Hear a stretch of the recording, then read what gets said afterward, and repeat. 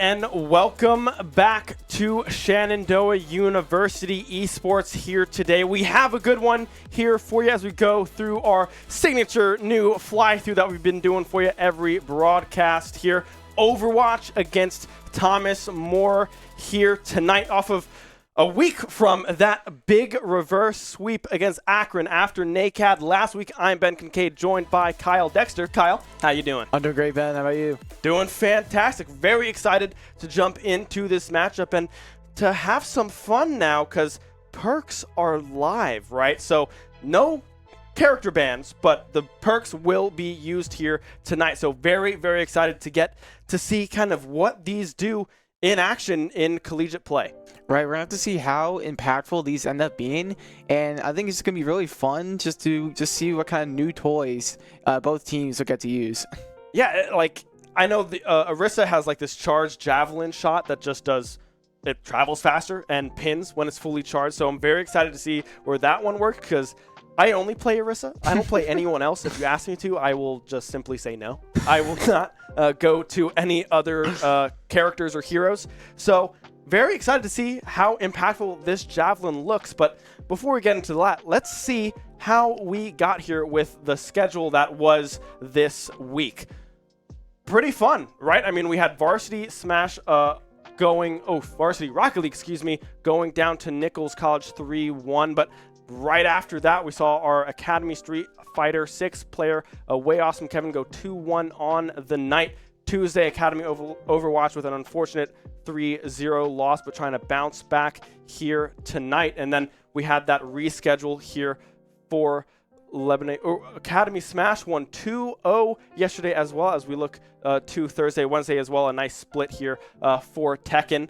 Another win, a very close set for you guys on Thursday, getting that 2-0 victory over South Florida, advancing to, I believe, 2-1 in that group. Very good standings there for you guys. And then we're coming all the way back to Friday. Our only game that we have is this Overwatch 2, just like we have every single weekend. It's against Thomas More, which is a college we've seen a couple times this semester for a lot of our what are they called? Titles. There we go. Yeah, and we're gonna have to see how our Shenandoah's Overwatch team kind of adapts to these new toys that they're given, as well as kind of what sort of momentum can they bring into this match with how they just barely scraped out of that last one last week. Yeah, the Akron series last week was extremely close. It was right after NECC. A lot of the players were working with that event, networking, going to a lot of kind of the study halls, I'll call them, the breakout rooms that we had going on throughout that event, learning a whole lot about the collegiate and high school space here for esports as a whole. And then they came and they fell behind. Right, they fell behind early, but then they locked in, got that reverse sweep against Akron, putting on a crazy show that me and you had the pleasure to cast last week. It was an absolute blast. So we will have to see what the momentum is like going into this one. I know they fell a little bit earlier in the week, a 3-0, unfortunately. But hey, sometimes it happens. We'll see if they can bounce back and come out with another victory. Right, and we're going to see how... Like you said, it was very close, right? So we're going to have to see how Shenandoah is able to kind of be like, okay, you know what? Let's see if we can not fall into that trap again. Like, let's not look at whatever kind of like serious count they have. Let's just look at what we need to do to take this series. Yeah, and well, we can talk all about it all we want, but let's hear it from one of the players real quick. We have, I believe it's Kevin, standing by with Rain Dreamer, our tank player. Guys, take it away. Alrighty, thank you so much, Ben and Kyle. I am joined by Rain Dreamer to talk a little bit about the Overmatch here today. Tell me, it's been a long week. How are you feeling going into this match? I'm feeling pretty confident. We've been working on some things here and there, some like micros and macros, and I'm thinking that we're going to do and play very, very well tonight. Awesome, great to hear that. We saw a very beautiful reverse sweep the last time around we saw you on the broadcast. I gotta ask, what have you taken from that last match? What are you hoping to try and implement today to try and really bring this match to the next level? I'd say that we took to really get our mental in the right state of mind before really going into the matches, and yeah, pretty much just working together as a team, listening to each other, and just doing what we do best. Great stuff. Now, I gotta ask, the Overwatch game just implemented a new perk system, and by the sounds of things, that's really gonna shake up how this game is gonna play. How are you feeling? How's the team feeling? Is everything kind of falling into place, or does it feel like a pretty big shakeup? For me personally, it's not too crazy, but I like them a lot. It's pretty much just giving each character a chance to be better in whatever scenario. For me, for Orisa, when I play her, the perks have really made my gameplay a lot more aggressive and a lot more fun. But I think that we're going to have a very interesting match because I haven't played against every character and all their new perks, but it's really going to bring a whole new level to the game. Well, great stuff. I can't imagine what sort of crazy shenanigans that all will bring. Thank you so much for this interview. I believe we're going to pass it back over to Kyle and Ben. So guys, take it away. Thank you so much for the insight from Ranger there. But yeah, they feel confident with these perks going in. They don't think it's going to change drastically how the game is played, but I do know there might be some tiny little interactions that players might not be used to seeing in some of these high-level competitive matchups. So we'll have to see how those perks really kind of weave their way in and how impactful they really become later into this series. Right, and kind of like what she said on the interview, she said a lot of the perks kind of help her playstyle, and that's something I really think that the Overwatch devs did amazing well when designing these perks. They kind of enforce these kind of playstyles from these characters. I'm going to say like Tracer, for example. She has these perks that kind of just benefit her by picking up these health packs, which is kind of help her like enforce her just playing a very independent game, not really requiring much healing from her support. She kind of just play much more independently and get a lot more picks through her sort of perks as she gets through that. No, yeah, for sure. Now let's look at what the overall kind of head-to-head looks like with these two teams, taking a quick peek at what last season looked like. The Saints going 6-1 series record, the game record 20-5, looking ultra strong. SU struggling a little bit, only going 2-4, 6-14, those game records here. The 2 wins being those clean sweeps as we swap over to what this season looks like.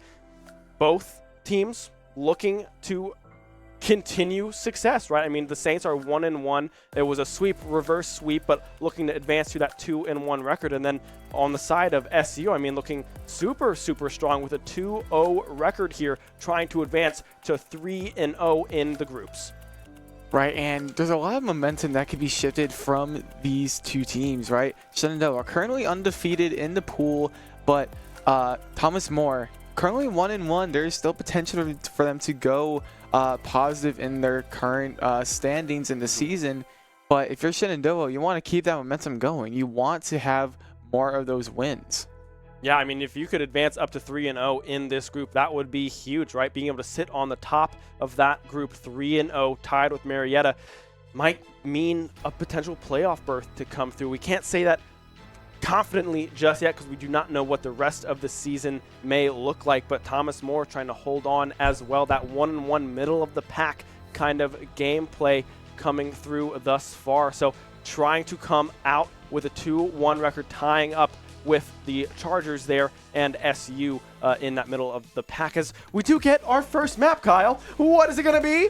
Lijiang Tower. None other than Lijiang Tower, Ben. The tried and true in the Overwatch community. Everyone, and I mean everyone, loves this map, Ben. It is pretty much the staple map when it comes to Overwatch competitive. Yeah, I mean, this is definitely the map that we see pretty much all the time. We got a little bamboozled last week. I can't remember the map that we did go to. It escapes me right now. It was Samoa. Samoa. Yes, it was Samoa. That is correct. That was just a big curveball for both of us. We were like, oh yeah, Lijiang. That is what we go to all the time, every single time. But nope, it was Samoa. But now we're back to the bread and butter. We're back to that Lijiang Tower. And frankly, I cannot wait to jump into this matchup. Right, and a lot of these perks, there's a lot of like environmental kill opportunities here. You know, the bridge and excuse me, the holes on the map, but it also forces a lot of characters to kind of play those kind of roles, like Lucio, right? One of his perks allows him to have a much more impactful boot as it has more knockback. and we're just going to see how this goes. And we do see a little bit of compositions here. We do see a little bit of brawl come from both sides. Yeah, brawl coming through from both sides. Now, if you look at the names up top, you'll see one crucial name is missing here for the team. Tiny Shiny not in the lineup here tonight on another broadcast. Good luck. Hope that is going oh so well for her over there. But it is going to be Sin. We saw them last week in that support role and now transitioning into this DPS role on the Sojourn. Right, really pulling through the fact that Sin is kind of a flex player, even though their main role is that tank. They are still proficient in some other roles, as Sin gets that railgun on Average Gamer and Sepher Gravy. I mean, 2 back-to-back kills immediately. The DPS is off the board for Thomas More and Nice Sin. Hunting for a little bit more here. We'll be able to find one onto the Ana, but I'm curious as to what happened there, because we have 2 SDs. Oh, yeah, no. And there's another one, Ranger going down, but they will be able to find the cap in the end. First touch going into SU. Ben, it's hard to describe. I don't really know what happened to both Shenandoah supports there. They both kind of walked off the edge there. Yeah, not 100% sure what happened. Nonetheless, we were able to win out on that fight. We see some of these perks coming to light as well. I mean, Ranger with that charge, Javelin coming up huge, as well as the Heat Dissipator. When you hit those critical shots with Orisa, the Heat gets refunded. So much easier to manage that Heat and not overheat and not be able to shoot your gun, right? Flames as well now going into that Wraith form that they often go into. Ranger going purple, trying to stay alive for as long as possible. Will go down. We would Dragon able to find that one with the Orion, but Sin and Clabula answer back in tow. Both DPS is down on the side of Thomas More, and Flames now in the back wreaking havoc, trying to stay alive, and will do so with a 3-man Death Blossom cleaning up that fight. Woo Dragon desperately trying to use that Shatter to kind of repair what was left of that fight, but it was too late. The damage was already done. Flames taking out both supports and the Reinhardt. Woo Dragon swapping to a bit of an unconventional pick with the Roadhog. Yeah, Woo Dragon going into the Roadhog, possibly just trying to find some sort of pick, but the Terror Surge up and available, will be dropped. Won't be able to find any kills, but after that, they will. 2 in a row for Ranger. I mean, pulling them up close, doing all that damage, and then just turning to the heads, gunning them down. SU looking super, super strong here on the first point of Lijiang. Right, and these tank picks here, they're a little strange. They're a little bit of a hard spot to be in, right? Reinhardt and both Roadhog as well. Not quite the best of dealing with Orisa's oppressive offense and just her way of sustaining herself with the stuns as well. Roadhog doesn't really have any way of just blocking that. He's just a big guy. He just takes a ton of damage, but he also can take a lot of stuns as well, and there's not really much he can do about it.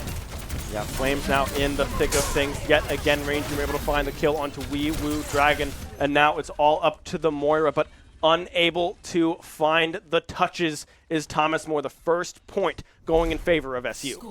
Right, and there's something I want to bring up about perks in this format, right? So, depending on what game mode is being played, the perks reset and sometimes they don't. This is an example where they don't reset. Most rounds, let's say we're playing like a high bid or attack, after each round, perks will reset, but in this case, you see from Sin's point of view, they were still level 2. They still have their minor perk. So I do believe Control is the only game mode in the game that lets you keep your perks mid-round. Yeah, no, it'll be interesting to see what comes out here from either side. It does look like the Hazard, I believe, is who that guy is. One of the newer characters here in Overwatch. One of another kind of brawly character similar to the Orisa in kind of that team comp position. But already Ranger able to find one Bioexorcist, there it is. I'm trying to do too much with my words. Will go down. Jayuda able to find Average Gamer as well, but another clean fight coming through from SU. The staggered timers as well means Thomas More will have to forfeit the touch of this point. Right, and Waffle for Prez trying something new with that Legio pick. knowing that did not go so well without getting one of those boot picks, goes back to their tried and true Moira from we have gathered so far. And Moira is one of those weird characters that's usually is not very good, with the introduction to perks that got some really nice stuff for her. I do believe one of her major perks basically applies a stronger DPS passive to her damage orb, but she can also do more healing with her healing orb. Yeah, no, I mean, good stuff coming through thus far from SU. A good front coming through as well. Ranger getting so much healing from the Team Flames now. Pivoting over towards that flank. Ranger going dangerously low, but they can't do anything about it. Wee Woo Dragon will go down. Waffle as well. Sin able to clean that one up, and now SU pushing the advantage, making sure everyone goes back to that spawn point. Multiple members down, and Shenandoah holding strong, 50% and ticking on the second point. This is what Shenandoah is all about, Ben. They just love that steamroll. They love just kind of just running away with the game. They want you to not be able to catch up to their pace, and that's what it's looking like here in this map 1. Yeah, and still, I mean, SU is looking super, super strong. Flames in particular, Sin in particular on this Sojourn as well. The DPS is truly coming alive. The Kitsune coming out from Claviella as well. I mean, look at the speed, the entrance coming through. I mean, Claviella possibly in a dangerous spot, but Sin able to clean up one. The healing coming through as well, and the death Blossom to follow, finding 2, make that 3 for Flames. A clean team kill for Shenandoah. You also saw in that Death Blossom, Flames was able to keep himself alive with one of Reaper's minor perks, these Soul Orbs.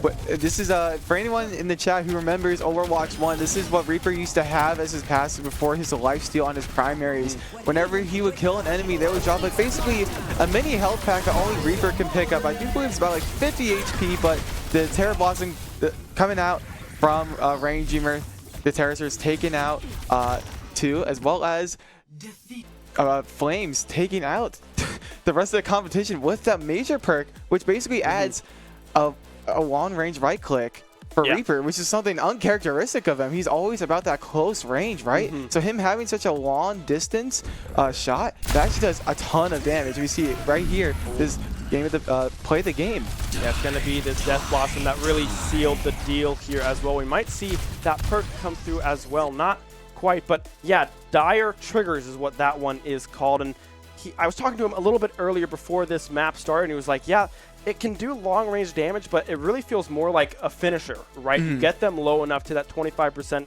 health, and then right click and see if you can just find that execute. And if you time it right, I mean, there's not much that you can really do against that one. As we see the little ducky sitting on top of the monitor, having a good time watching a clean map 1 from SU. Right, and I really like what you said about Dire Triggers. It's such a very versatile perk, right? Not only can it be used for like long-range poking, but like you said, it could also be used as a finisher. Since it's tied to a cooldown, not tied to Reaper's actual ammo. He can use it to basically like pop all 8 shots in his guns, and then use the finisher for both guns to finish it off. And it acts, you can't play Reaper as some sort of combo character, and it seems to be really impactful for Flames, and from what I've heard from him, he's loving it. Yeah, I mean, why wouldn't you? I mean, this guy already knows the ins and outs of Reaper and positioning as a whole, and now when you add a potential execute and some more sustain on top of that as well, you're like, oh, okay. Well, maybe Reaper might be all we need to really run through this one, but I do want to give massive props to Sin as well. Going off on the Sojourn in that first map, looking super, super good. A very versatile player, able to play support last week, DPS today, a tank player as well. Kind of knows a little bit of everything here in Overwatch. A very nice util player here for SU, coming up huge with that Sojourn. Right, jack of all trades, what I like to put it, Sin.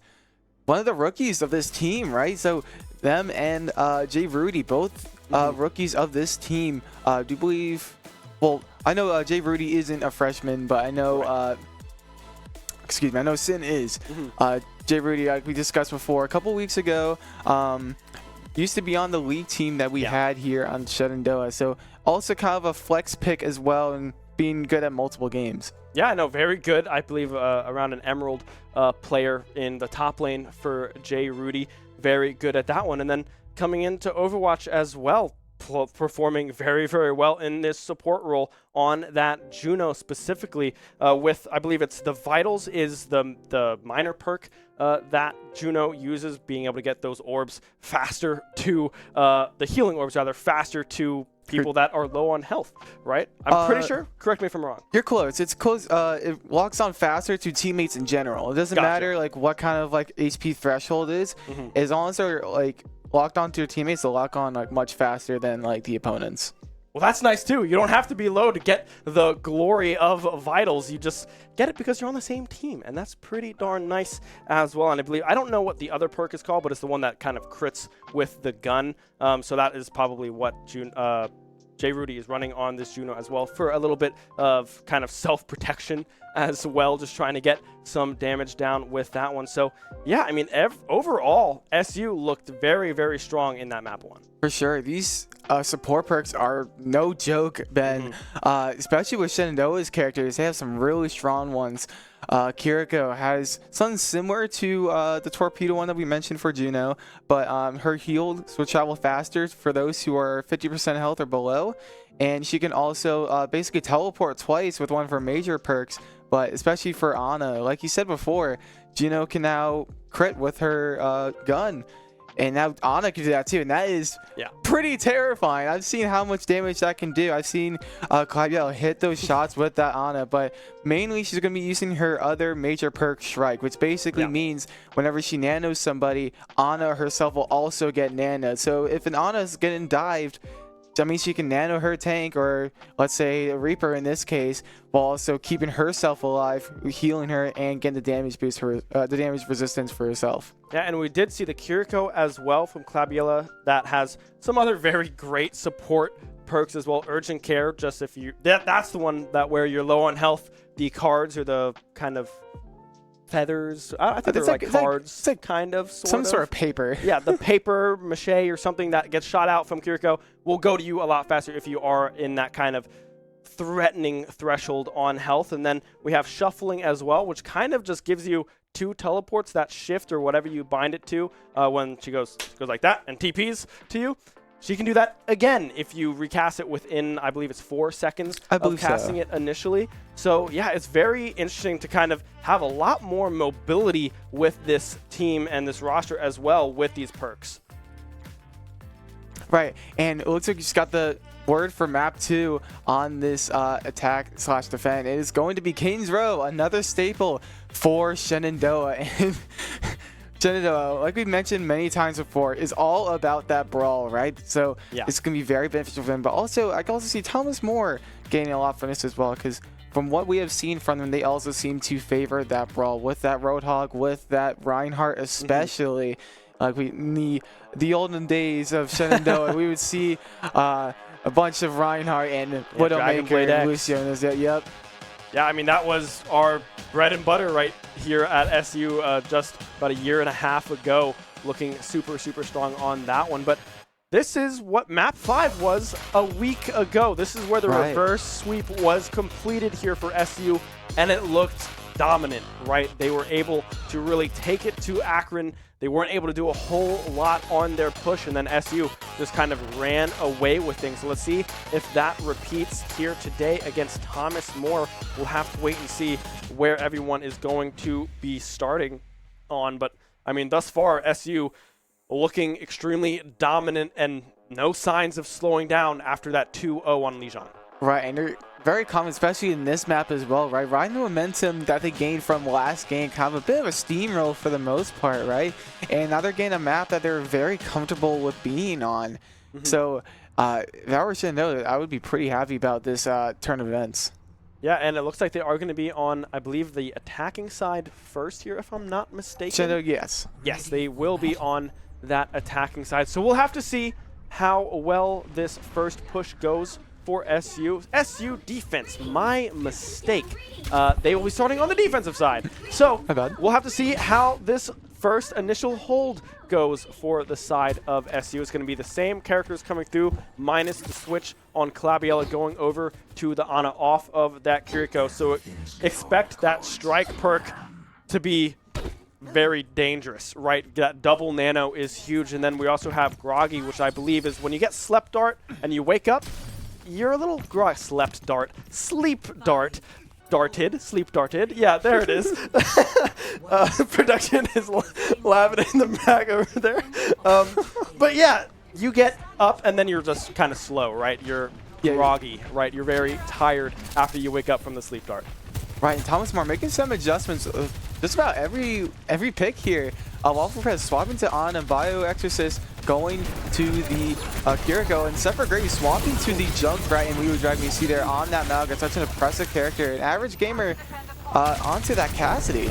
Yeah, Claviella going down early already. Waffle able to find Sin as well, pushing everyone off of the point on the side of SU. Average gamer, yes, on that Cassidy as well. The TP out from Flames for some sort of protection.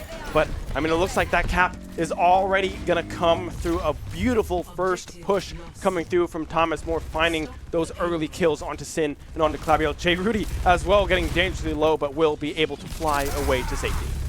Right, and I do like these adjustments made by Thomas More. Junkrat, such a strong character in this first half of the second point, as well as he can just throw those bombs down those chokes, and it's very hard to deal with. His Flames just kind of shreds Wee Woo Dragon as Reaper, the tank shredder he is, and Malga, as much sustain as he has, he can only take so much. He's such a big guy, and when he doesn't have that charge or the overdrive, he doesn't really have much to sustain himself.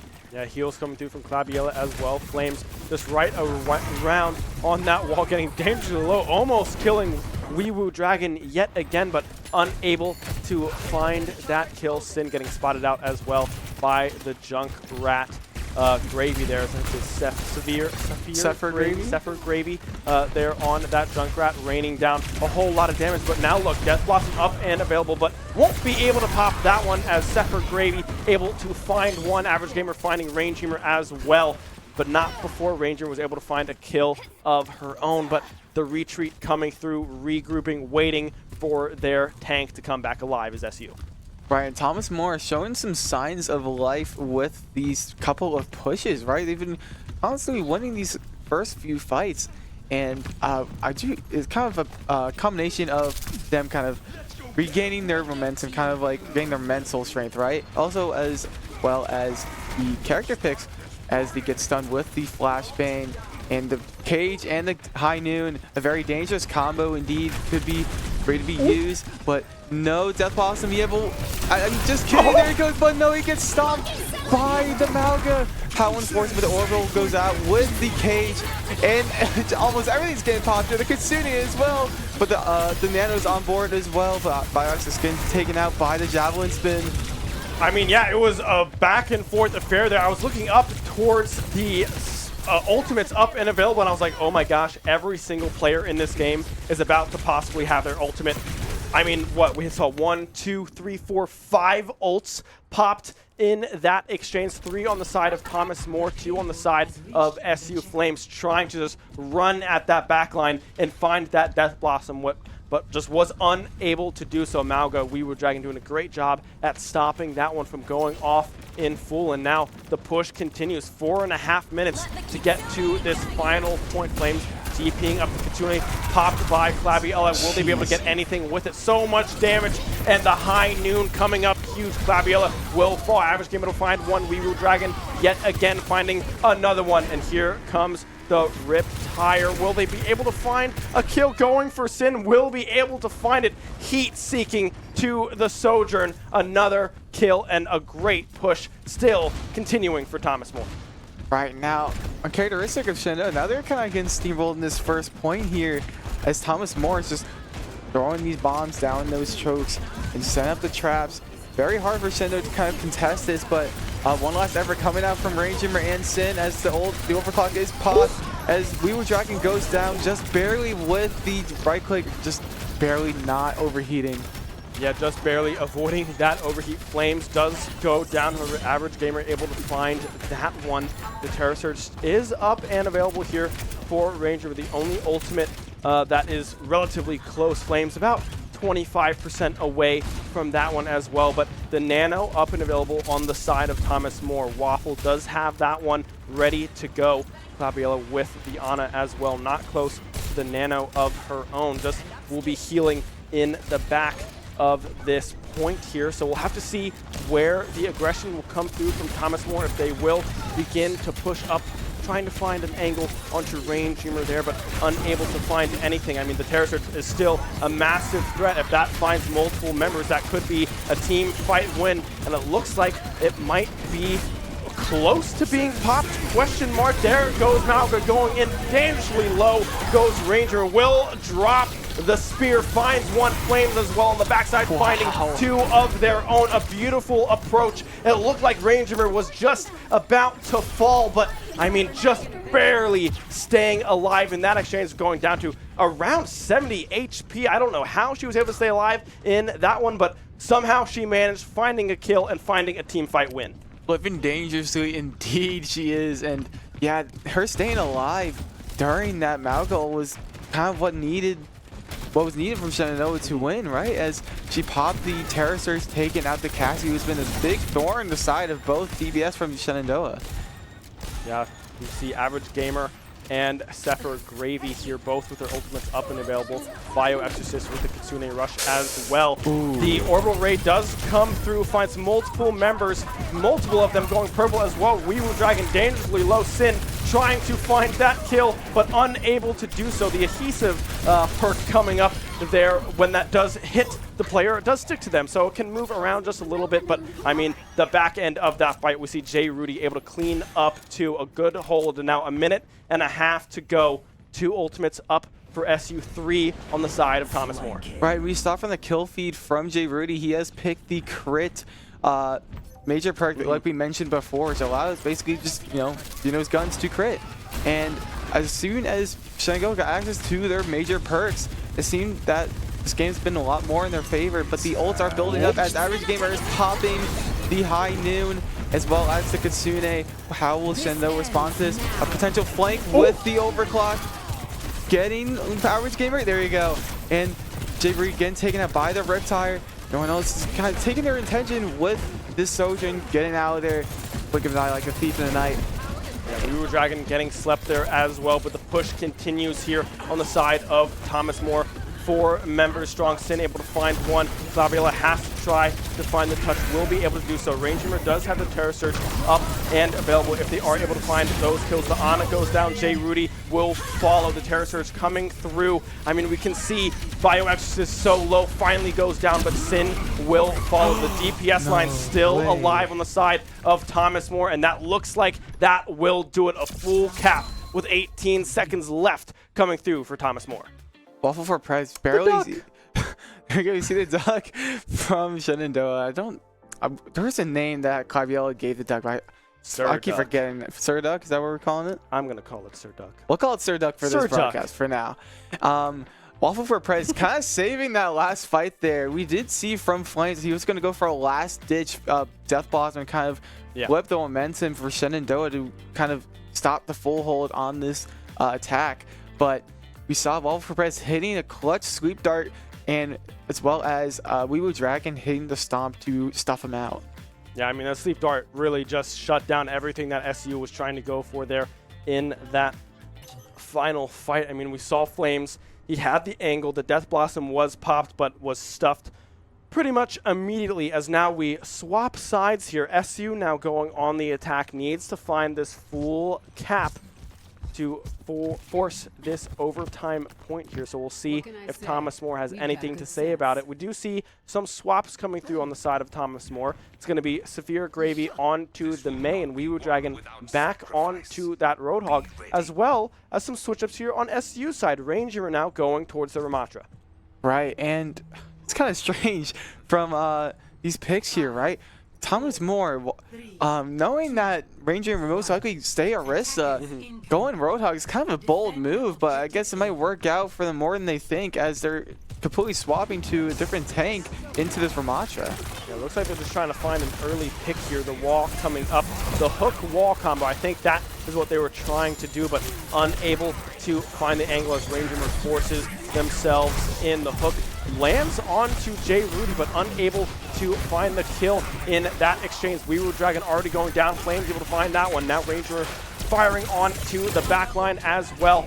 The damage coming through, and it looks like it's just going to be a team kill and a full cap immediately coming through from the Hornets. Right, very dominant from that first fight for Shenandoah, and so I do want to point out, like I mentioned before during the Leechon game, this is one of the many game modes in the game that after a round passes, all perks reset. Even though Claviel is level 3, for example, last round, she's back to level 1, and so is everyone else, which basically allows Ranger to kind of play that counter swap, because once you counter swap in the middle of a round, the new character you swap to is now at level 1. So it kind of disincentivizes you from counter swapping a little bit. Yeah, when you walk out of the gates, you kind of are stuck with what you want to do, right? I mean, Weirwood Dragon going down dangerously low there, but unable to find the kills is SU. Ranger getting poked down tremendously there. We can see Severe Gravy as well with that Junkrat up top. Flames trying to chase them down, but unable to find that angle. Never mind, it's going to be Sin instead, able to find that kill on the backside. Flames now going purple is Weirwood Dragon. Flames just trying to find the kill. Death Blossom up and available. Will it be popped? Not quite yet. The sleep dart coming through stops that approach in its tracks, but still the follow-up coming through. Ranger were able to find one onto Bio Exorcist, and now it's going to be this back and forth game yet again. Ranger has the, I believe it's the Annihilation ultimate up and available for the Ramasha. Won't pop that one just yet. Order Ray coming down from Jay Rudy. The trap coming through as well. The cage from Mauga keeping everyone inside, but will fall. Ranger able to find one, but Average Gamer on the back end. Glabiella Flames will fall, and Sphere Gravy able to follow up and find Rain Dreamer in the end. A one fight for Thomas More. No Annihilation pop there from Ranger. Both supportals had to have gotten popped there one after another. Good spacing from Shenandoah, but if had Ranger have popped that Annihilation, this fight might have been a different story, as whenever Ramadra pops that Annihilation, not only does he go back into that Nemesis form, but he also gets a good amount of armor to come back as well, giving him a little bit of extra survivability. Yeah, Ranger we're back up on to that payload already. The Malga going in does get slept, but look at the potential flank coming through from Flames. Does get spotted out. The Death Blossom not popped just yet, but it's the Kitsune instead for Bio Exorcist, just forcing SU off of the point. Being patient, waiting for that one to wear off. A used ultimate for Thomas More. Ranger were trying to stay alive, but a great approach coming through from Weirwood Dragon means the tank is gone, and now here comes the Riptire. Where is it going to go? Flames trying to find an angle, but spotted out immediately. The Riptire does find one. Jay Rudy on the backside, and it looks like SU finds themselves yet again on the back foot, waiting for their tank and support to come back alive. And in that last exchange as well, Ranger were trying to stay alive as long as possible, did pop the ultimate. Only 2 up now for the side of SU, 0 on the side of Thomas More, but that High Noon slowly approaching that 100% mark. Right, it might not be looking so great for Shenandoah. They do have the ult, but the timer is ticking. And we did get this sort of gameplay from Thomas More last time, where Shenandoah is doing really well at holding a particular point, but they would just barely clutch it out. But Shenandoah is getting a little bit of momentum going as Ranger takes a waffle for fries, but for Prez, sorry, excuse me. Ranger Claviella going down. Yeah, I mean, another 2 players down on the side of SU. The payload going not the direction that they want it to be going. The High Noon applying so much pressure, just forcing SU out of position, excuse me. Sin with a little bit of a fight there. It's going to be Flames trying to chase that one down, unable to find a kill just yet. Will be able to find one, and Sin on the backside with that charged up shot will be able to find the Severe Gravy as well. Sin overclock up and available. Flames, Death Blossom as well. Jay Rudy and Claviella dangerously close to their ultimates as well. The Nana will be up for this next fight, 15% away for the Orbital Ray as well for Jay Rudy. We'll have to see when those ones get used, but they are just trying to force out this Malga going purple. Will they be able to stay alive? No. Flames into the backside, but the sleep dart yet again coming through, but Sin following up with the overclock, able to find one. Will they be able to find any more? J. Rudy, Claviella finding those back end kills. Flames as well, still pushing the aggression. Gets slept, wakes up, and runs forward. A one fight for SU. Talk about a rude awakening indeed. Flames getting slept as soon as he started that death box, and how unfortunate, but even though that happened, he still got nailed by Claviella, and the speed boost from the rain from J. Rudy, he was able to kind of just stomp the rest of the team with the help of Sin with that overclock, getting the solo cage on the Reaper, but everyone else joining on the fun side. They can kind of shred Malga here when he's kind of left alone like that, as both Average Gamer and Bio Exorcist goes down, as long as Waffle for Prez. Yeah, I mean, Severe Gravy will go down as well. Another clean wipe in favor of SU. The cart pushing so close to that full cap. Thomas More should have enough time to find a touch, but Weewoo Dragon already going purple. The Kitsune pop as well. No one on the cart for SU. Finally, they jump on it, but it allows Thomas More to find another touch, but Sin says, no way. I'm going to find 2 kills right quick. The full cap coming through with time to spare, mind you. 2:16 on the clock as we head into this overtime. Certainly, and I playing a little bit of patty cake. No, it's not patty cake. It's just having High fives? Yeah, with some fist bumps. A little mix up, a high five on one hand and the fist bump on the other. Yeah, you know. Yeah, I think so. Anyway, Sin, pretty accurate with those railgun shots, right? Getting those last 2 picks during that last fight, that was pretty impactful, as they were able to continue to just kind of have the time advantage, right? Shenandoah, I believe, have 2.5 minutes left to spare, while Thomas More just only has 1. Yeah, I mean, 1 minute on the clock for Thomas More, 2:16 for SU going into this overtime. We'll have to see if picks stay the same on either side. We see Thomas More switching back and forth on a few. We saw JQ come through, but not sure if any of this is truly real. I mean, we see the Lucio coming out, so surely it can't be all what is going to happen in all of these switches. Let's just keep seeing how many heroes can we select. We have Ball now, Bio Exorcist on the Moira, Waffle now on the Kiriko, a Sojourn coming through from Agile Gamer. Now we have a switch over to the Life Weaver, and the Zarya as well coming through from Weewoo, and back and forth. Unsure what the final push is going to be. SU starting on this defensive side yet again with the exact same comp that they used last time. It looks like Weewoo Dragon is going to be staying on this JQ Average Gamer as well onto this Cassidy, so we'll have to see where the approach comes in. Flames getting up top, trying to find an early pick. Severe Gravy just barely able to stay alive. Right, and another headshot kill from Sin with the railgun, taking out Average Gamer on the Cassidy. And even though the shot was coming out, Ramach is getting pulled in. That's exactly what he wants, but even though he's purple, he has to block to kind of sustain himself. All the supports keep him alive, but if you're on the side of Shenandoah, this is still a good position as Braintree takes a Weewoo Dragon, because no matter how much time you stall, the timer is going down. So this is still a really good position for Shenandoah, as the last-ditch effort from the team, from Thomas More, as trying to get one last push, but Separate Gravy and Waffle Press both going down to Ranger and J. Rudy, as well as Flames taking out Average Gamer and Bio Exorcist. Yeah, and now back onto this Naga. Weewoo Dragon does get a touch. It is a 1v5 situation, able to find one. Flames going down, but now with overtime ticking away, Thomas More won't even find the first cap.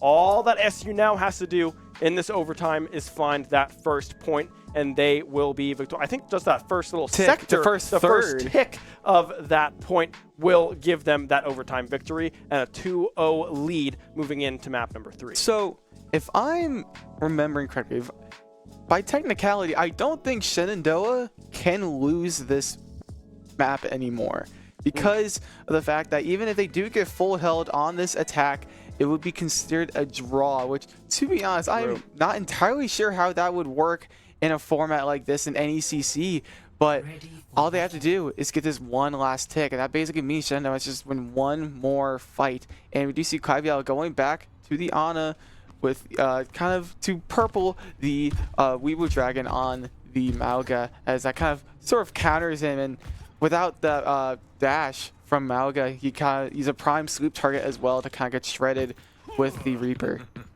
Yeah, the same comp coming through here from SU. It looks like it's going to be about the same on the side of Thomas More as well. Weewu Dragon will be back on the Malga. Will not go for that JQ like they were earlier in that push. So we'll have to see what SU can do here. We can see, I believe it's full perks now for the entirety of SU here. Thomas More as well. I'd only imagine they are the same way here. So we'll have to see if those come into effect. I'm sure they will, specifically for Flames, to try to find that execute with the Dire trigger. But we'll have to see where the first pick happens, right? Flames going up top, looking for Saphir Gravy, and now so many members purple on the side of Thomas More. Waffle going dangerously low. Ranger trying to stay alive will go down. We were able to find one average gamer barely staying alive as well, but Flames just trying to find these flank angles, trying to find these picks to try to give SU the edge going into some of these fights. Right, and we do see a little bit of staggering coming out here. It's more of a stalemate, some would say. But I did wonder here, considering the fact that after every round you do go step back to level 1, I wonder if for kind of attacking a second time in this sort of game mode, do you go back to level 3? Or do you just not get reset at all? As Ranger like, overextending, trying to kill that Kiriko as a last ditch effort, but not quite getting it. He's just going to step back Shenandoah just a little bit as to take out this Malga. They're going to need their tank to kind of win this entire fight, but the ults are kind of building up that adhesive sticking to that Malga. Yeah, the adhesive coming through. Weewu Dragon still alive. Bio Exorcist with the Kitsune up and available as well. Sin very close to the overclock. J Rudy, the Orbital Ray up and available as well. Will drop that one. Flames in the backside as well. A TP able to find one. J Rudy. Sin cleaning up with the overclock as well. That will be the first tick. They were just waiting for those ultimates to be up and available. SU a commanding 2-0 lead here in the series. Right, and a little bit of a dangerous start for Shenandoah, as we did have a little bit of overextensions coming out from just about anyone on the team, right? But they were able to kind of lock in for the rest of that, like last 30 seconds of the game, as Sin gets this play of the game with the overclock, getting a lot of value out of those railgun shots from Sin. Very job well done from them. Yeah, I mean, a good, very close King's Row there. I mean, Thomas More did have some momentum in their favor, but after they went back onto that attacking side in that overtime, they were unable to get the ball rolling. SU winning fight after fight, and with just a minute on the clock for them, that means they only really have 2 to 3 fights to really work with, give or take overtime touches to come through. We did see one Weewu Dragon was able to get there and force that overtime, but no one else on the side of Thomas More was up and alive to support them. So once the Malga went down, there was no one left for the Saints to continue the fight. So good stuff coming through from SU on the defense. The attacking side on overtime did look like they were struggling a little bit to find the angles, but as soon as they found a purple onto Malga, they were able to find that kill, snowball that into More, and then it was easy peasy for the rest of that overtime. You have the squishier targets in that back line that Flames was able to get access to with the teleport as well. Sin with the overclock able to clean up some kills as well. So now we move into our final map, which we will get word of what that is here shortly once the Saints get their map pick in. Right, potentially the final map, right? As Shenandoah, they do have that 2-0 lead, though Thomas More showing a little bit of signs of life with how dumb they were originally in that first part of the map where they were attacking. Pretty much steamrolled them for about the entire way through until the last point, right? Mm-hmm. And they were able to kind of just play kind of Shenandoah's game in like the steamrolling game, right? And it took a while for Shenandoah to kind of adapt towards that, but in the end they were able to adapt and kind of take back that momentum that would take them to win that game. Yeah, SU in a very, very commanding lead thus far. It does sound like we will be taking a quick break, some time for teams to regroup, strategize, and come back for map number 3. So don't go anywhere, and we will be right back. Shenandoah University is a big little university rising. With 22 Division III sports teams, over 200 areas of study, over 300 annual performances, an elite academic esports program, Nationally ranked health professions programs, one of the biggest university presences on Broadway, immersive AR and VR learning programs, cybersecurity and computer science programs, and innovative undergrad and graduate programs. all at a place that cares for you. Shenandoah University is the big little university rising. Find out more at su.edu/rising. We have the Esports Arena right here on campus in Winchester, Virginia, and this facility acts as the hub for all esports activity at Shenandoah University. Students are able to use this space not just for competition and practices, but also as a living learning community and a sandbox for them to come and explore and practice and try out things related to and through esports in the gaming industry so that they're getting that hands-on learning and the skills necessary to help them find a career by the time they graduate. We also have the professional level broadcast production booth where we do all of our broadcasting and production, from casting of our games that we play right here on campus to working with outside entities to record footage for them as well. In addition to the space that we have here in the Esports Arena is the Esports War Room. Our students get to use that space for studying, but also outside projects. So our students get to use this space for professional development and the academic side of our esports program, which is such a critical component to go with that competitive element that we have. So we combine all of our facilities at Shenandoah University with competition, community, and career preparation. We have over 250 days of programming, and there's something for everybody, and we want you to be part of it.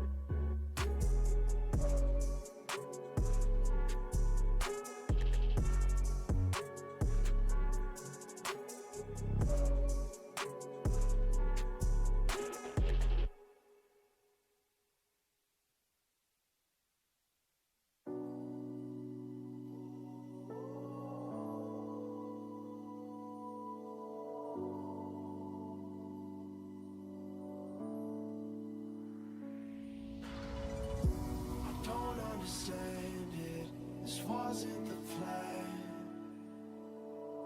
Don't wanna demand it. I've done what I can. And I never mentioned the times you were rude. And I never mentioned when you hid the truth. Scared to lose it all. I will stand a chance.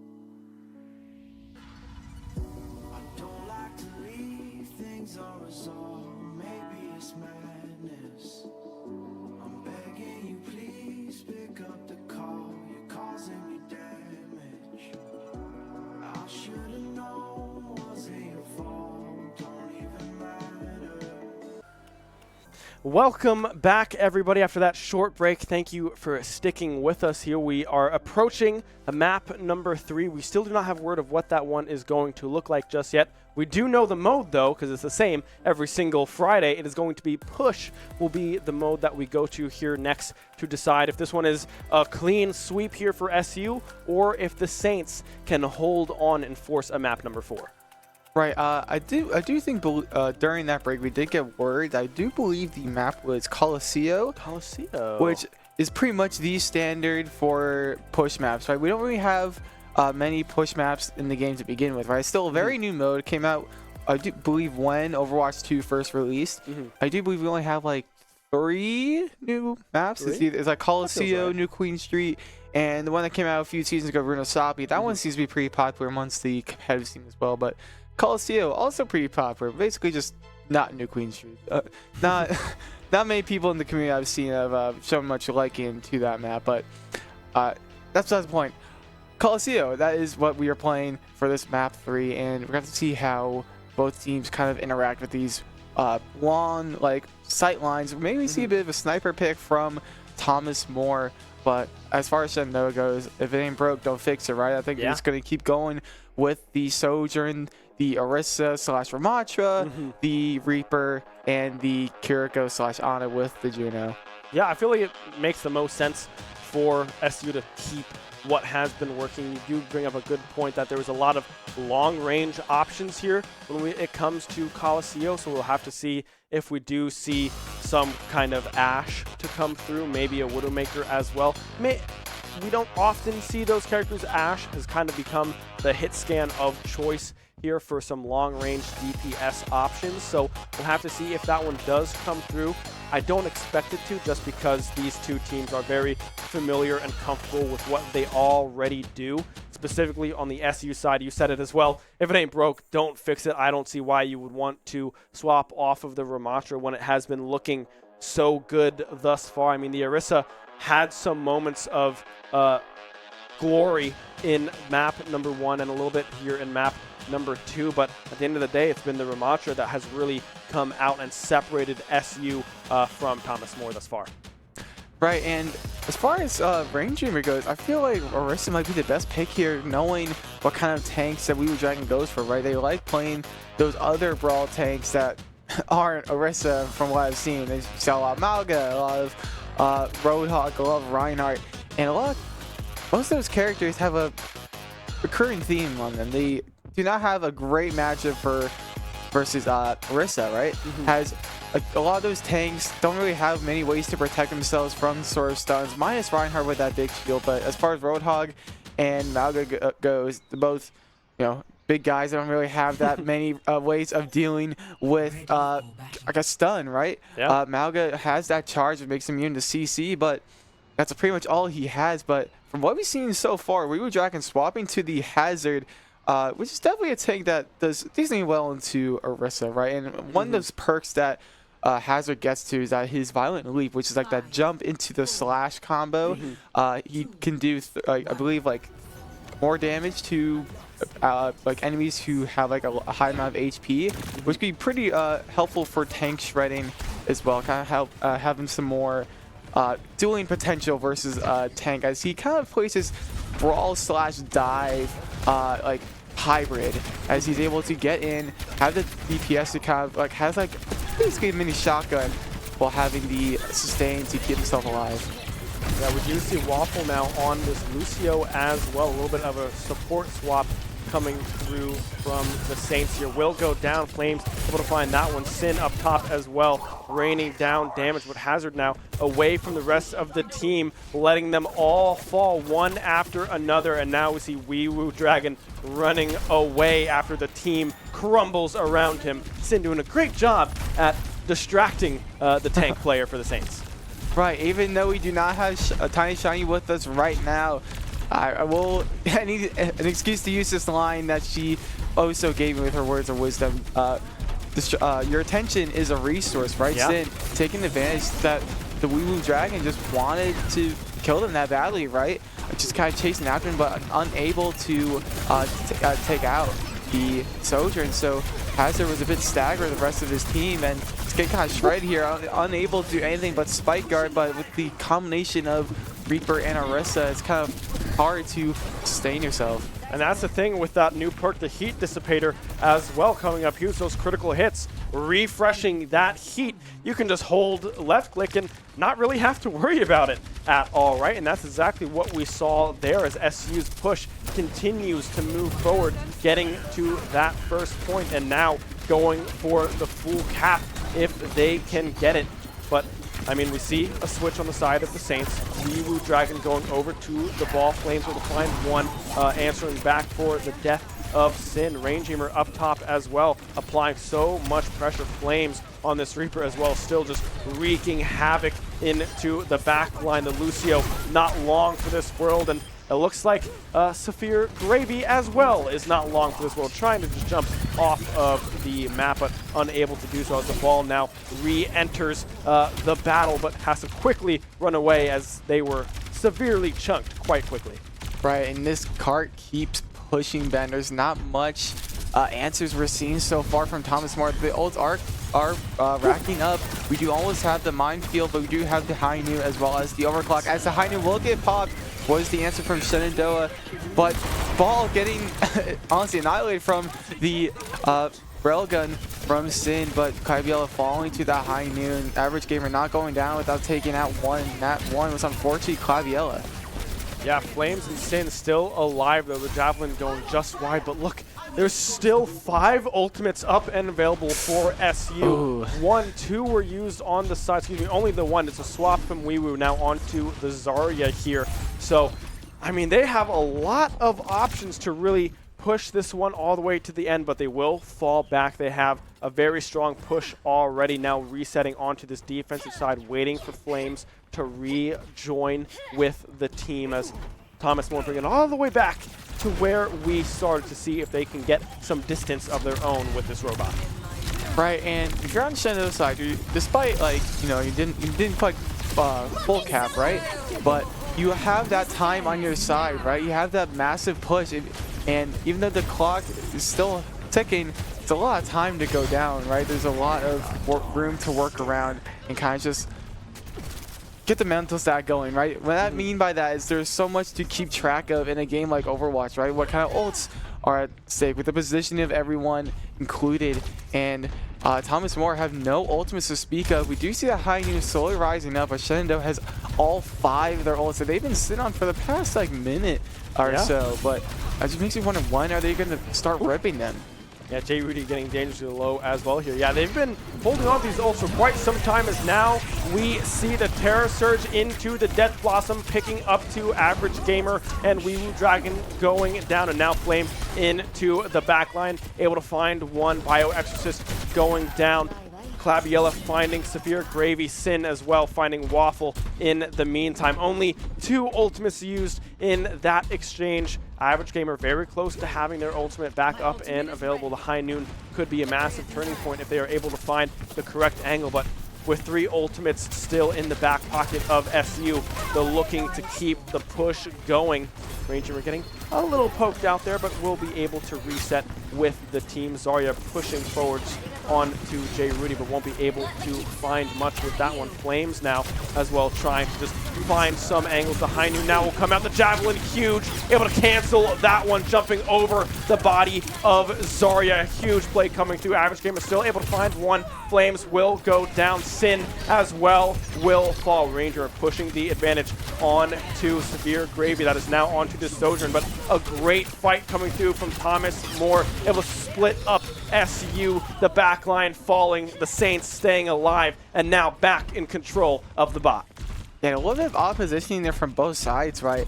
VII Dragon was able to go the full distance to take out Sin on that Sojourn, but as well as Ranger trying to take out the Zarya as well, and that kind of led to her death. Yeah, as now we set up for another potential fight here from SU. The Kitsune was used in that last exchange. Oh, Flames absolutely obliterated by the Cassidy. Average Gamer able to find that one. Terror Surge back up and available. Will just have to run away. Thomas More now finding some momentum on this push side of things. The Zarya, a potential saving grace here for Thomas More. 4 ultimates up and available. The Terror Surge not popped just yet. So much sustain coming through. Cassidy dangerously low will finally fall. Severe Gravy as well, dangerously low, but the Zarya pumping out so much damage with the orb, racking up that energy, doing oh so much damage with the laser beam, able to find so many kills. SU dropping like flies. Now, what does SU do to respond? J. Rudy did use the Orbital Ray, Sin, and Flames, and Rangehammer, all 3 with their ultimates up and available. But Thomas More, the Saints, pushing strong towards their even point with the 107 meters here on the side of SU. Right, Thomas More slowly gaining some momentum back. Shenandoah for once in a while on the back foot, but they do have the ult advantage. There are no ults from the supports to speak of, but we do have the combo of the Death Blossom as well as the Terror Surge coming out from both Rangehammer and Flames, that duo that we know so well and just love seeing. Yeah, a great combination coming through with that. The Tarot Blossom, I'm going to call it now. That combination with those 2 ultimates coming up huge. Regaining possession of that robot. Sin still having the overclock up and available. Clabula very close to having the Kitsune Rush available as well. So we will have to see where that one comes out. Ranger, we're getting dangerously low there from the Zarya. Weird Dragon starting to pump out a whole lot of damage. Will finally go down. Bio Exorcist able to clean that one up. Clabula holding on to the Kitsune. Weird Dragon again so low. Will finally be able to find the kill is Sin as they pop that overclock. Thomas More running away, trying to stay alive as long as possible. Sin getting low as well. We'll be able to find one onto Waffle as they were trying to secure the kill onto the Sojourn. The orb going out, won't be able to find that adhesive perk, but Sin now pushing the advantage, making sure Thomas More cannot get back onto this bot to contest it, but it's standing still. No one is on it. No one is moving the robot in the right direction. You would think they'd want to try to push this one forward as much as possible, so Thomas More had a little bit more space to work with, but instead they're just going to regroup. They have ultimates up and available. High Noon was used. I believe it was another Javelin from Rangehammer to come through to cancel that one. Spear Gravy now with the overclock. What can they do? Right, and I do see the idea of kind of just leaving the robot alone, as whenever you push the robot forward, Shenandoah might not be so common as to win that fight. So you just could be stalling for time at that point, right? Because that gives the Thomas More to have less time to push that robot towards the point to kind of swing some momentum back. But as we see right here, the robot is pushing very close to the end of Thomas More's side. Shenandoah very close to wrapping this series out. What's the play here from Thomas More as they just pop both the overclock as well as the grab? We do see the orbital coming out from J. Rudy, but we also have the Death Blossom, the Terror Blossom, like you mentioned earlier. Will it be popped? Not yet, as might not be needed for this last fight, as Shenandoah takes the series 3-0 over Thomas More. A very convincing 3-0 indeed. Yeah, a clean team kill there. The swap over the ball. We were trying to get the angle, but Flames already. The Terror Surge as well outside the spawn doors. The clean sweep coming through from SU. Last Friday, it was a reverse. This Friday, it's squeaky clean. SU looking strong, now advancing to that 2-1 record, I believe, here on the season here at NECC.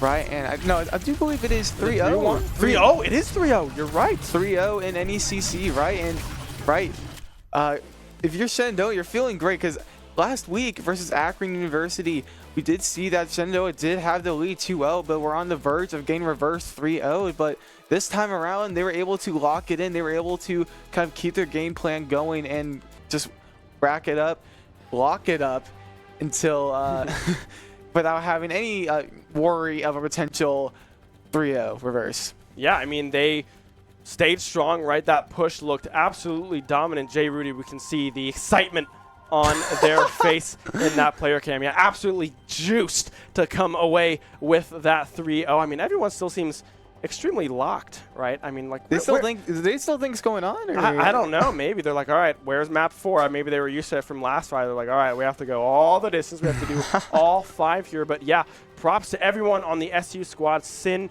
in particular as well, stepping in yet again. for that sub position here in that DPS role on the Sojourn, looking super, super clean and very pivotal in a lot of those team fight wins that SU was able to grab. Right, we saw time and time again from Sing hitting those railgun shots that mattered the most, making the use out of Soldier's incredible burst damage with the overclock as well. Just the perks that Soldier gets just really help kind of push her into a combo character kind of archetype, right?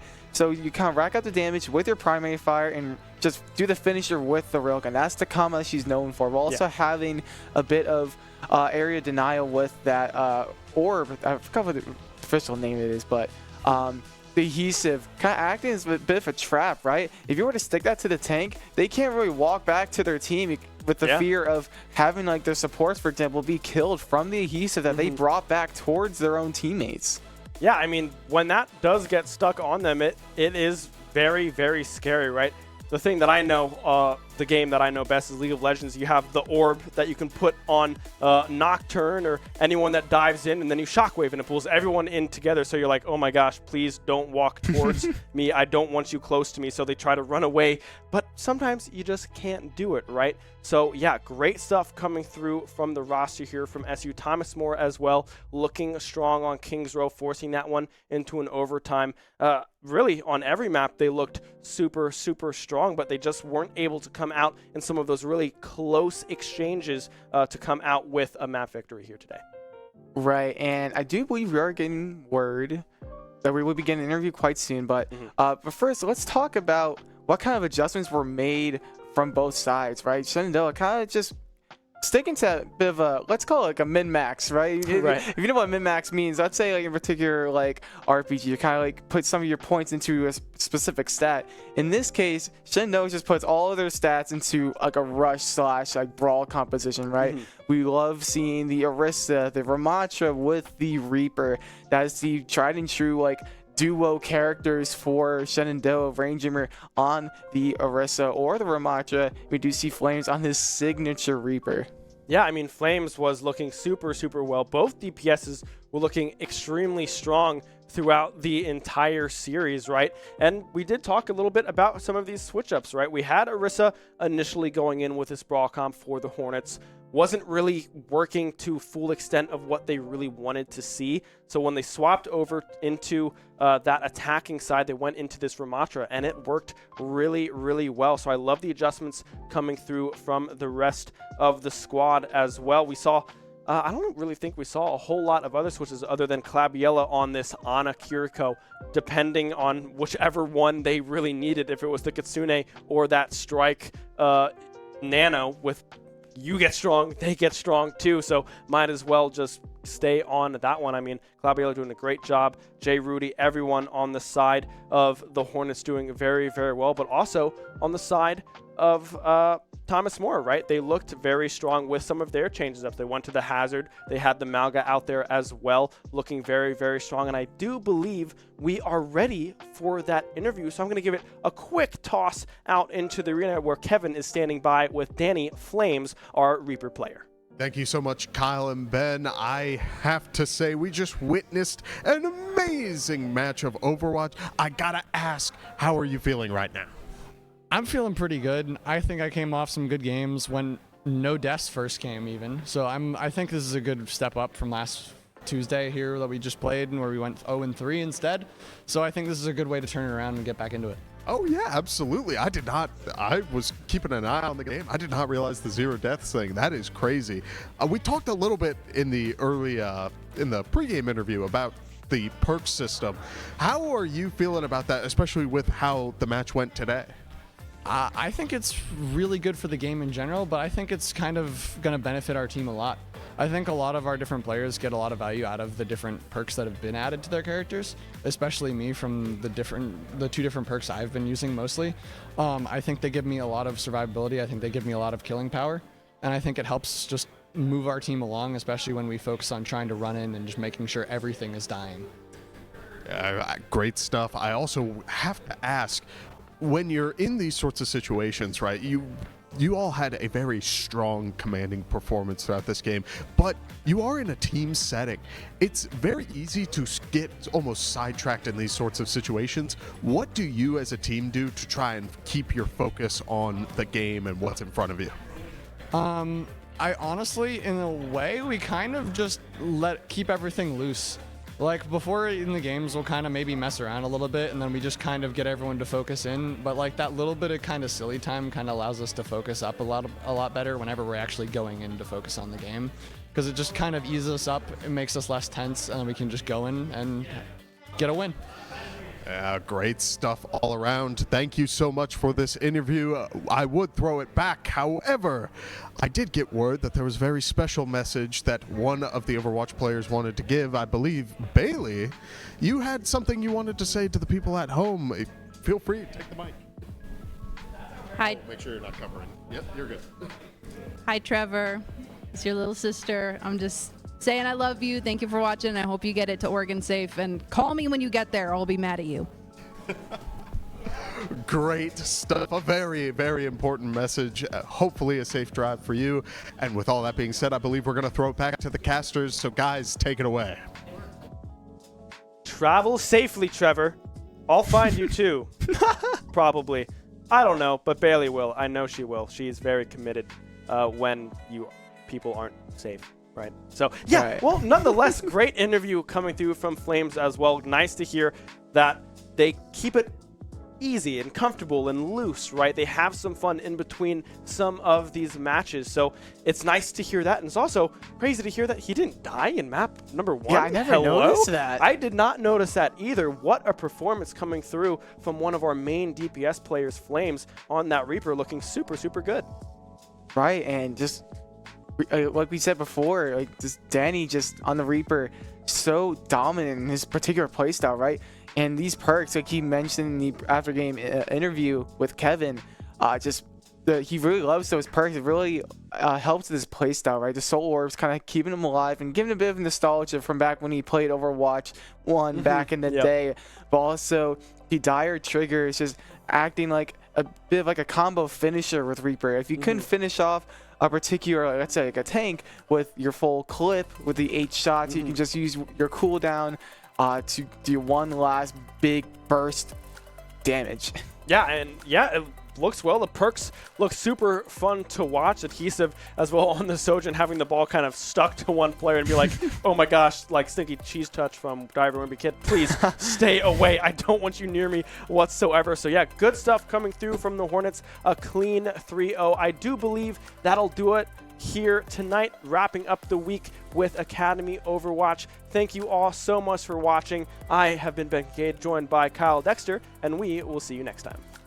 Shenandoah University is a big little university rising. With 22 Division III sports teams, over 200 areas of study, Over 300 annual performances, an elite academic esports program, Nationally ranked health professions programs, one of the biggest university presences on Broadway, immersive AR and VR learning programs, cybersecurity and computer science programs, and innovative undergrad and graduate programs. all at a place that cares for you. Shenandoah University is the big little university rising. Find out more at su.edu/rising. We have the Esports Arena right here on campus in Winchester, Virginia, and this facility acts as the hub for all esports activity at Shenandoah University. Students are able to use this space not just for competition and practices, but also as a living learning community and a sandbox for them to come and explore and practice and try out things related to and through esports in the gaming industry, so that they're getting that hands-on learning and the skills necessary to help them find a career by the time they graduate. We also have the professional level broadcast production booth, where we do all of our broadcasting and production, from casting of our games that we play right here on campus to working with outside entities to record footage for them as well. In addition to the space that we have here in the Esports Arena is the Esports War Room. Our students get to use that space for studying, but also outside projects. So our students get to use this space for professional development and the academic side of our esports program, which is such a critical component to go with that competitive element that we have. So we combine all of our facilities at Shenandoah University with competition, community, and career preparation. We have over 250 days of programming, and there's something for everybody, and we want you to be part of it. Before we get into that, let's see how we got here with the schedule that was this week. pretty fun, right? I mean, we had... Righty, thank you so much, Ben and Kyle. I am joined by Rain Dreamer to talk a little bit about the Overmatch here today. Tell me, it's been a long week. How are you feeling going into this match? I'm feeling pretty confident. We've been working on some things here and there, some like micros and macros, and you know, we're going to do and play very, very well tonight. Gotta ask, what have you taken from that last match? What are you hoping to try and implement today to try and really bring this match to the next level? I'd say that we took to really get our mental in the right state of mind before really going into the matches, and yeah, pretty much just working together as a team, listening to each other, and just doing what we do best. Oh yeah, for sure. Now let's look at what the overall kind of head-to-head looks like with these two teams, taking a quick peek at what last. To get our first map, Kyle. What is it going to be? Legion Tower. None other than Legion Tower, Ben. The tried and true in the Overwatch community. Everyone, and I mean everyone, loves this map, Ben. They're still proficient in some other roles as Sin, gets that railgun on Average Gamer, and Sepher Gravy. I'm curious as to what happened there, because we have two SDs. Oh, yeah, no. and there's another one, Ranger going down, but they will be able to find the cap. Thomas More and Flames now in the back, wreaking havoc, trying to stay alive, and will do so with a three-man Death Blossom, cleaning up that fight. To the Roadhog, possibly just trying to find some sort of pick, but the Terror Surge up and available, will be dropped, won't be able to find any kills, but after that, they will. 2 in a row. Yeah, Flames now in the thick of things. Yet again, Ranger able to find the kill onto Wee Woo Dragon. And now it's all up to the Moira, but unable to find the touches is Thomas More. The first point going in favor of SU. Well, Sin able to clean that one up, and now SU pushing the advantage, making sure everyone goes back to that spawn point. Multiple members down, and Shannon Fabiola possibly in a dangerous spot, but Sin able to clean up one. The healing coming through as well, and the Death Blossom to follow, finding 2. Make that 3 for Flames. A clean team kill for Shenandoah. Health pack that only Reaper can pick up. I do believe it's about like 50 HP, but the Terror Blossom coming out from Rain Dreamer. The Terror is taken out 2, as well as really run through this one, but I do want to give massive props to Sin as well. Going off on the Sojourn in that first map, looking super, super good. A very versatile player, able to play support last week, DPS today, a tank player as well. Kind of knows a little bit of everything here in Overwatch. A very nice. And it looks like he's got the word for map 2 on this attack/defend. It is going to be King's Row, another staple for Shenandoah. And it looked dominant, right? They were able to really take it to Akron. They weren't able to do a whole lot on their push, and then SU just kind of ran away with things. So let's see if that repeats here today against Thomas More. I mean, it looks like that cap is already going to come through. A beautiful first push coming through from Thomas More, finding those early kills. Rat raining down a whole lot of damage, but now look, Death Blossom up and available, but won't be able to pop that one as Sepher Gravy able to find one. Average Gamer finding free to be used, but no Death Blossom be able.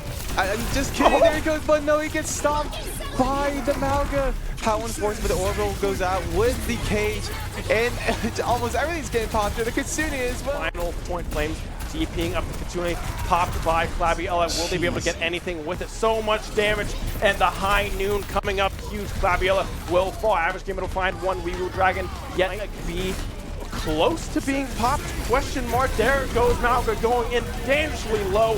Goes Ranger, will drop the spear, finds one. Flames as well on the backside, finding 2 of their own. A beautiful approach. It looked like Rain come through, finds multiple members, multiple of them going purple as well. Wee Woo Dragon dangerously low. Sin trying to find that kill, but unable to do so. The adhesive perk coming up there, when that does hit the player, it does stick to them, so it can move around just a little bit. But I mean, the back end, if they are able to find those kills, the Ana goes down. J. Rudy will follow. The Terror Surge coming through. I mean, we can see BioExorcist so low, finally goes down, but Sin will follow. The DPS line still alive on the side of Thomas More, and that looks like that will do it. A full cap with 18 seconds left coming through for Thomas More to find the kill in that exchange. Wee Woo Dragon already going down. Flames able to find that one. Now Ranger firing on to the back line as well.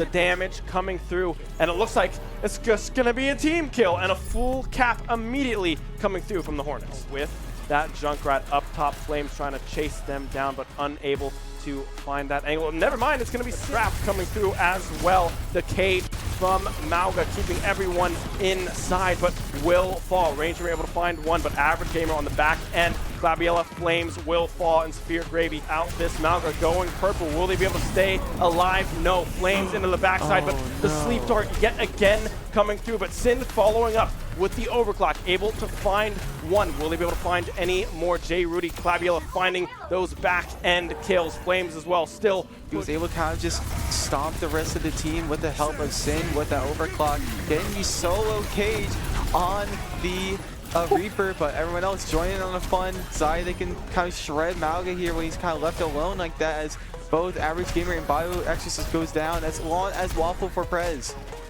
Yeah, well, no one on the cart for SU. Finally, they jump on it, but it allows Thomas More to find another touch, but Sin says, no way. I'm going to find 2 kills right quick. The full cap coming through with time to spare. Effort from the team from Thomas More is trying to get one last push, but Separate Gravy and Waffle Press both going down to Ranger and J. Rudy, as well as Flames taking out Average Gamer and Bio Exorcist.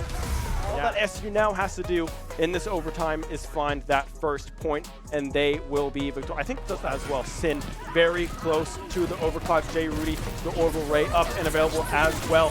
Will drop that one. Flames in the backside as well. A TP able to find one. J. Rudy, Sin cleaning up with the overclock as well. That will be the first tick. They were just waiting for those ultimates to be up and available. SU take out the Sojourn, so Hazard was a bit staggered the rest of his team, and it's getting kind of shredded here, unable to do anything but spike guard. Of Sin, Rangehammer up top as well, applying so much pressure. Flames on this Reaper as well, still just wreaking havoc into the back line. The Lucio not long for this world, and it looks like Severe Gravy as well. Average Gamer not going down without taking out one. That one was unfortunately Glabiella.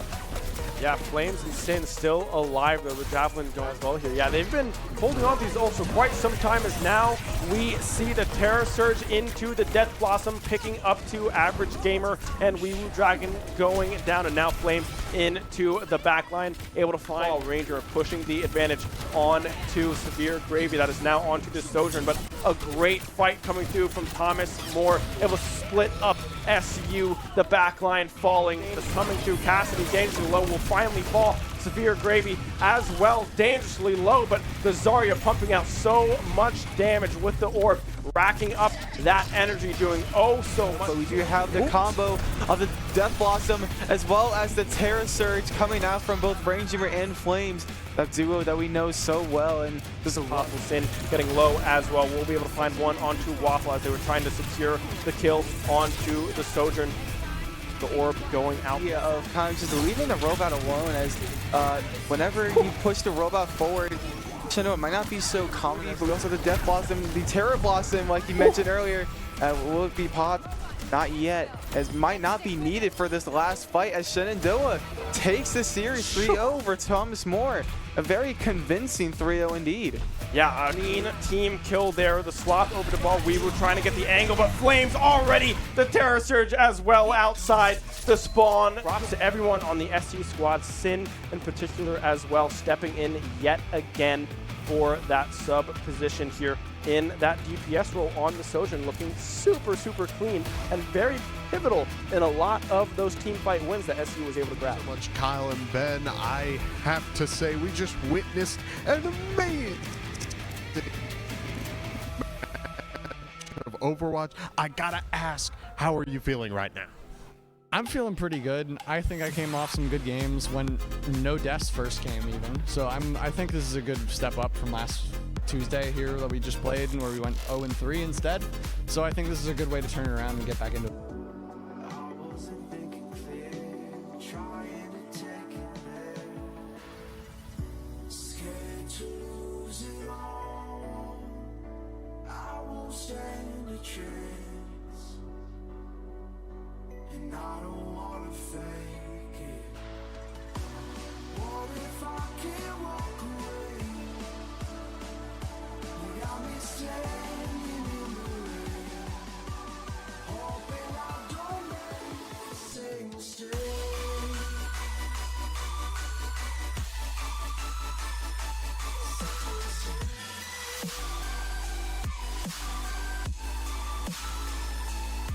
same mistake.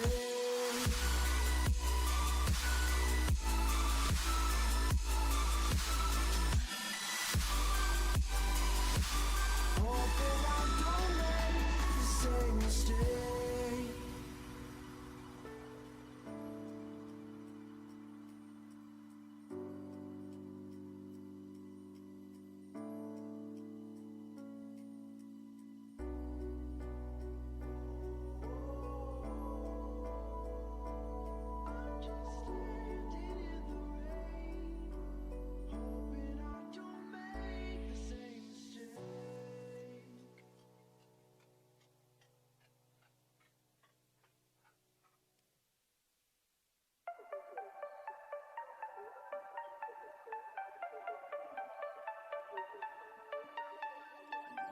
Hand out, she holds. It's feeling like we've been here before. We're both so broke. That's something that'll keep us afloat. Don't walk too slow.